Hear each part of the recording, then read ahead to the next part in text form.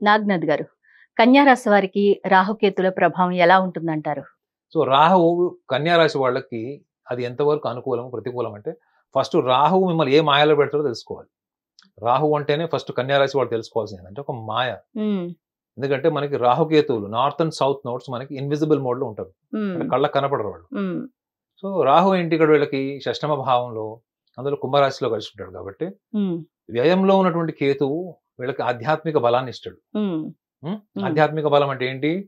మనము ఏవైతే కోరుకుంటామో, మన చిత్తశుద్ధితో మనం ప్రయత్నం చేస్తామో అవి అన్ని సందర్భాల్లో నెరవేరవండి. హ్మ్. ఎంతో హార్డ్ వర్క్ చేసిన వాళ్ళకి కూడా రిజల్ట్స్ రావు. హ్మ్.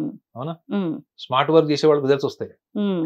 సో ఆధ్యాత్మిక బలం అంటే ఏంటంటే వ్యయము అంటే గతంలో మీరు చేసిన ప్రయత్నాలు అవన్నీ మీరు ఫలితాలు రాలేదనో హ్మ్. ప్రయత్నం చేసి వదిలేస్తారు, నిరాశపడతారు. హ్మ్. వీటన్నిటిలో నుంచి కూడా మీకు ఒక సెన్సేషనల్ రిజల్ట్స్ వచ్చేటువంటి అవకాశం.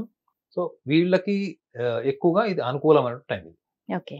సో రాహు ఏంటి? రాహు ప్లేస్ వాట్ యాక్చువల్లీ హ్మ్. కుంభరాశిలో ఉన్నాడు. రాహు ఏం చేస్తాడంటే ఈ కన్యా రాశి వాళ్ళకి ఒక చిన్న మైనస్ పాయింట్ ఉంటుంది. హ్మ్.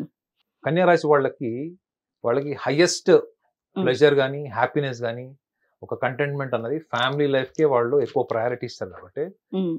ముఖ్యంగా కుటుంబంలోనే వీళ్ళకి ఆస్తిపరమైన విషయాలు గావచ్చు, లేదా భావోద్వేగాల పరమైన విషయాలు గావచ్చు, వీళ్ళ అభిప్రాయాన్ని వీళ్ళు ఏది కరెక్ట్, ఏది రాంగ్ అన్నది వీళ్ళు దానికి అమరికలు అంటే దానికి రంగులేయకుండా, దానికి ప్యాచప్ చేయకుండా సూటిగా మాట్లాడడమే హ్మ్. One of the major reason. So కాబట్టి వీళ్ళు కొంచెం వీళ్ళు టెక్నికల్‌గా ఆలోచించుకోవాల్సిందేంటంటే, హ్మ్. అనవసరమైన విషయాల్లో వీళ్ళు తలదూర్చి చాణక్యుడిలాగా బుర్ర పెట్టడం వల్ల వచ్చేదేం లేదు. హ్మ్.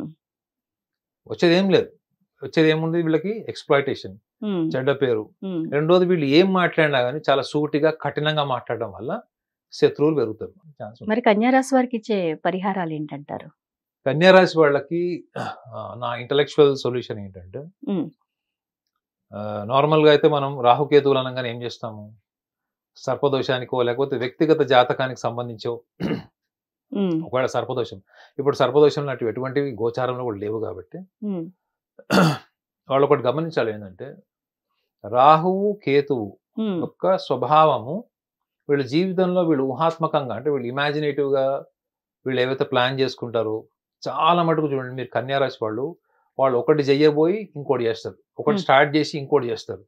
అంటే వీళ్ళకి తెలియకుండానే వాళ్ళకి నచ్చిన సమాజం, వాళ్ళకి స్వేచ్ఛ ఉన్న సమాజంలోనే పని చేస్తారు వీళ్ళు.